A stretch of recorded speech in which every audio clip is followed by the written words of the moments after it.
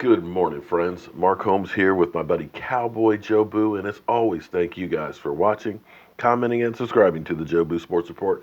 Without you guys, this doesn't work, even without you cockroach trolls that are out there. And thank you for tuning into this morning's edition of Don't Sleep on the Dallas Cowboys, because, well, let's face it, you literally cannot go to sleep on the Cowboys because things happen late in the evening, late at night, first thing in the morning, so you want to be up to speed with all that is happening. And let's get open for business here.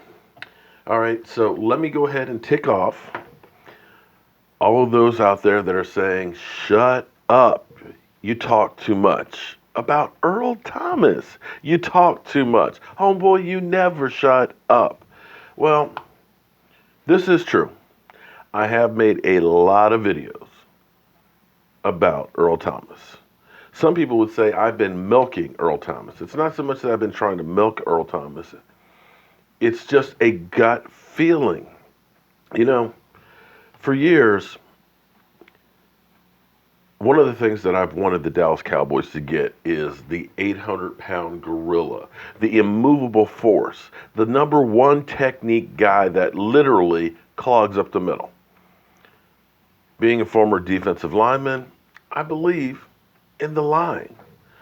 Our Cowboys, you could see how they changed dramatically because of the offensive line. You can have a great quarterback, but if you got a quarterback that's running for his life and literally only has 2 seconds to throw, it doesn't matter. You have to have people to block for him. Understand, that's why this team has been doing better over the last few years. It's because of the offensive line. DeMarco Murray having a great season. Zeke Elliott is an incredible running back, but in 2016, you had holes that, I'm sure I'm not going to make 5-6 yards, but I can guarantee you I can make 3 yards before somebody get in there because the holes are literally that big. But we hadn't had the urgency on the defensive line like we did. And that's why last year I kept saying, Calais Campbell, Calais Campbell, Calais Campbell. And people said, you're an idiot, man. He's too old, too expensive. It'll cost too much. He's a guy that only gets 7 8 sacks a year. Yeah. But if you'd put him on the defensive line, you think we would have been gashed like we were in the running game without Sean Lee? Could you imagine if you'd had Calais Campbell on one side and DeMarcus Lawrence on the other? How that defense would have been transformed last year. Now, make no mistake, the team was 8th in yardage given up, 12th in scoring defense, 18th in takeaways. Not bad. Top half of the NFL. But understand, this Cowboys identity has always been run the football and great defense. And we've been a ways away from a dominating great defense for a long time. We've got some really good parts. When Sean Lee is healthy and out there, he is one of the best linebackers in football. So we plan for now if Sean Lee's missing some games. Jalen Smith is coming along. You get a Van Der Esch. You got Damian Wilson. So it's a little more depth, which is great. Our defensive line, you've got a lot of guys that are really defensive end and some that'll play defensive, both play tackle. But they're really prototypical defensive end. They believe in speed. I believe in bulk. In the same way that I believed in a Calais Campbell would help that defense to an elite level, I have that same gut feeling, and I could be wrong, about an Earl Thomas.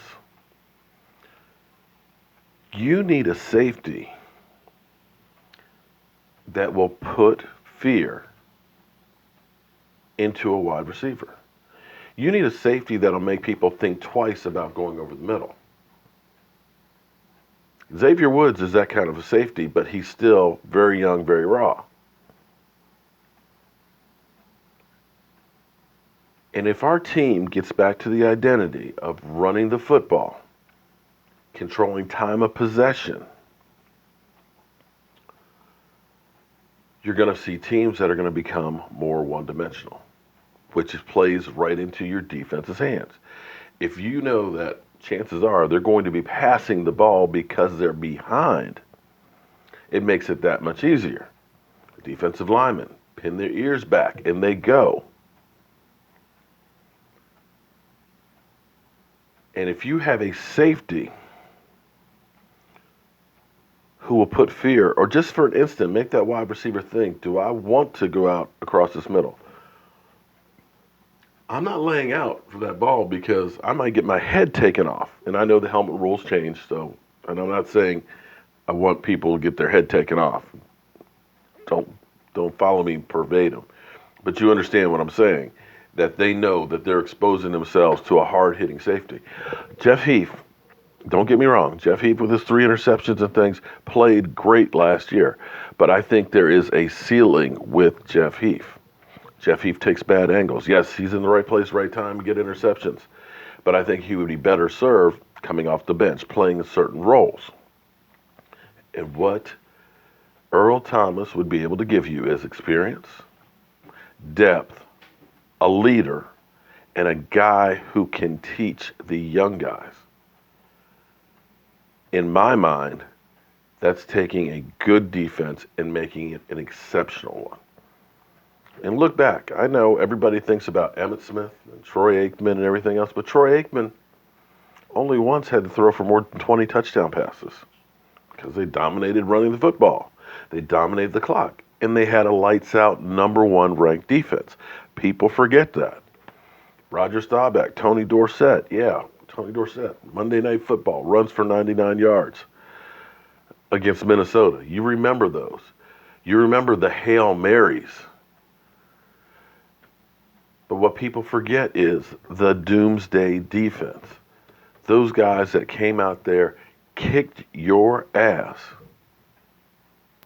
and took the football. And if there's anything else that you could look at with our Dallas Cowboys as a failing, when you look at the 2014 team, where the defense started getting better, that 2014 defense was only ranked 19th. They went from literally 32nd to 19th. Not great. But what they did was they took the ball away. Turnovers. They were second in the NFL. They gave up a lot of yards, but they got the ball for the offense. And that is the difference of night and day. But since that time, we've been in the basement when it comes to taking the ball away. A pass rush and an Earl Thomas will help you get more turnovers. And that's why I have been on that bandwagon, and I'm going to be fighting tooth and nails because I believe in that guy. Maybe I talked about him too much. Maybe I've jinxed it. I don't know. But it's just one of those gut feelings of me, Joe the fan, that thinks that that guy can be a difference maker. Cost-wise, people are talking about, well, you don't have the money to sign him. Well, you know what? Actually, at the moment, we have the 10th most space in the salary cap. We got $14.5 million. You can do a 3-year deal with him. You can make it team friendly and understand that this is where he wants to play. So I think he'll be a little bit more reasonable with the Cowboys than he would someplace else.